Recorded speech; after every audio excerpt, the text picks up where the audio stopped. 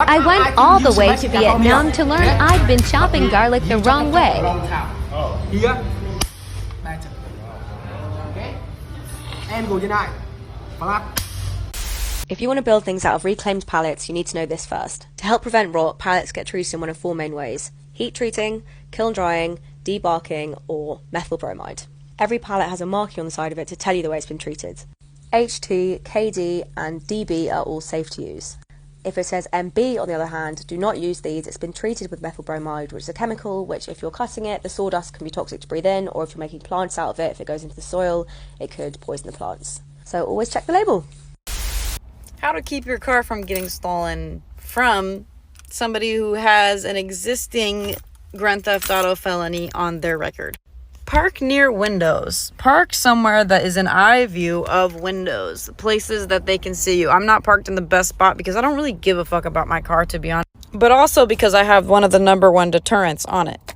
This right here. And I know what car junkies are going to say, oh, but it can be sawed through. No tweaker is taking the time to saw through your club. I promise you that. I am 100%, I can almost guarantee you that no tweaker is going to take the time to do that. I don't give a fuck how nice you think your car is. They don't want the nice cars. They want cars like mine. They want ones that are made, at least 15, 14 years back. They want ones that aren't high tech. So ones that they can easily steal, easily get into, and all that other stuff. Your new high-tech cars that have all of these gadgets and everything, they don't want those because they know they're going to get caught. The first thing that a tweaker, which might I say is one of the #1, demographics of people that's going to try to steal your car, they don't want cars like that because in their head, it has a GPS in it. It's too nice. The alarm's going to go off. I'm not going to be able to get in and out safely. And the list goes on for miles. You should take a peek into a tweaker. If you could take a peek into a tweaker's brain, you'd see exactly why they do not want your car. Get a club. It's a deterrent. It keeps them away because they realize, okay, even if I do get this car, what the fuck am I supposed to do with this thing? I don't have time to go and saw that shit off. Like, I really don't. You know what I mean? Put stickers in your car or things that would continue to deter somebody from wanting to take it. You're on camera is a good one, or just stupid shit like that. This car has a high-tech alarm system. Shit like that, believe it or not, is going to make, the person who's trying to steal your car paranoid as fuck, and they're not going to want to get into it. Do not leave things in your car that are of value, and that's one we all kind of know, but just don't leave stuff that looks valuable in your car. I really wouldn't leave anything in your car. I would take everything out when you get out because you wouldn't believe the type of shit that catches a tweaker's eye.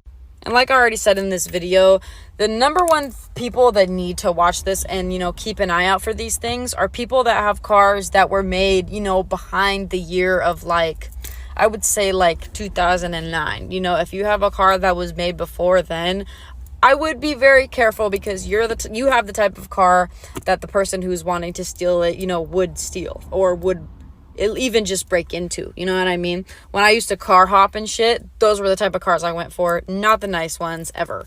None of this stuff is guaranteed, but I'm almost 100% can, promise you that your car won't get stolen or broken into if you just follow these instructions. And stop thinking that your car is too nice to where, somebody's just has to steal it, because I promise you that's not the case.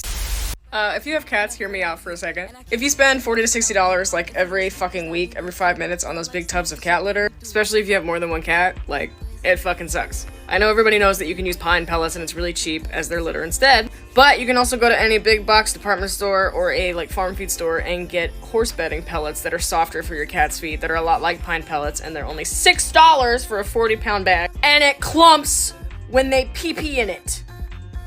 It clumps. And it doesn't track all over the house. I have 2 cats, I have 2 separate litter boxes for them, and I only need 2 bags a month. If that. $12 a month, bitch. That's a bargain, right, ladies? Am I interrupting something?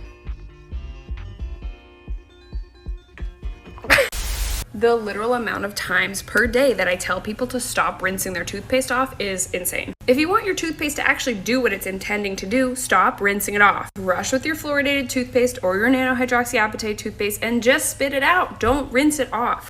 Here are 3 makeup trends I would never do as an eye doctor. Number 1, I would never get eyelash extension. This is a photo of eyelash extensions with tons of bacteria and even mites on them. Even if you're cleaning these every day, you still have a higher risk of having bacteria on your eyelashes. I would never waterline my eyes. We have oil glands that line our eyes directly where you put that eyeliner on your waterline. Every time you do that, you're blocking these glands, which can lead to styes and even dry eye. Finally, I would never use lash serums that contain prostaglandins. Although these do work and do lengthen your eyelashes, they also can have side effects of darkening your eye color and darkening the skin around your eyes. Realizing this one thing helped me go from feeling like the world's most awkward person in conversations to confidently feeling like I could talk to literally any person that walks up to me for an extended period of time. Social settings used to make me super anxious, and I would be super worried that I was gonna have no idea what to talk to people about, so I would just rattle off facts about myself when I met people, and I would talk about myself because I didn't want there to be any like awkward, quiet downtime. For some context, for the last 7 years, I've worked in youth ministry. 2 of those were with little children, and then the last 5 have been with high schoolers. So a huge part of that job is being able to walk up to somebody and make them feel cared for and loved and known, and to be able to hold a conversation with someone. What I realized is that everyone is an expert on something.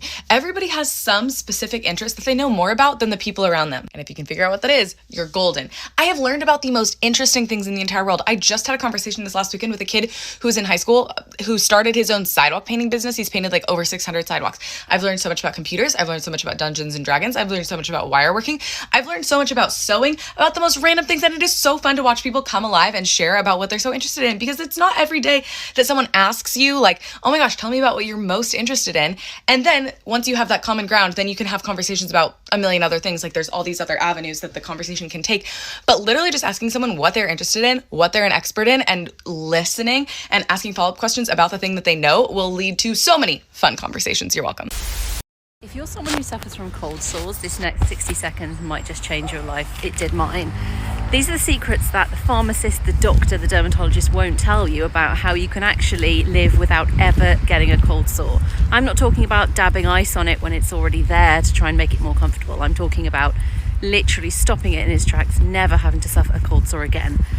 It means a lot to me because I am someone who got a cold sore on their wedding day. Horror of horrors, worst day of your life to get a cold sore. So believe me when I say I've done a lot of research on this topic. 3 products will change your life and help you live completely cold sore free. And here's what they are. First one is Blistease, the lip balm. It's the most intense lip balm you can get. They say it's a cold sore treatment. It's not really, it's a preventative.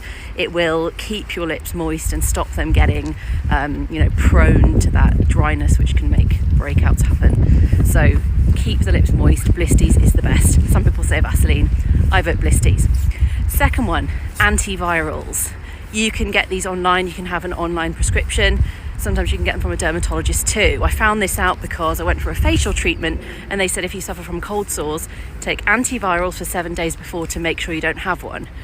Bingo. I'm thinking any big event coming up that you think it would be a nightmare to have a cold sore for, any big holidays, weddings, whatever it is, interviews, literally start taking antivirals 7 days before. There is no chance that bad boy is popping out.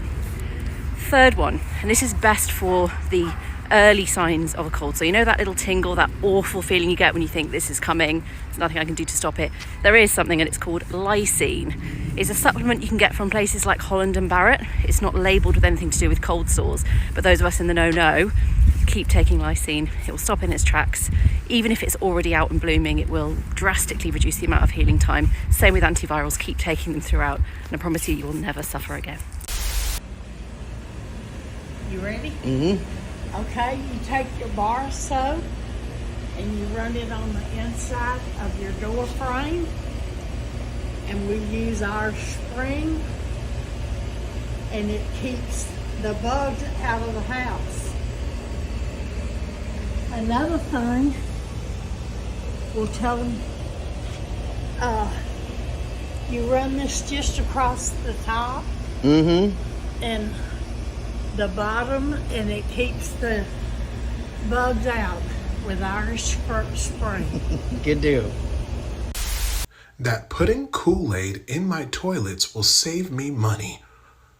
Come here. I literally just learned this not too long ago on the internet, because the internet has taught me more than school will ever teach me at this point, right? So basically, you guys know how every single toilet has like a back compartment. Literally, that looks just like that, right? Well, if you were to lift that compartment up, right, put Kool-Aid into the water that's under that compartment. put the Kool-Aid into that water.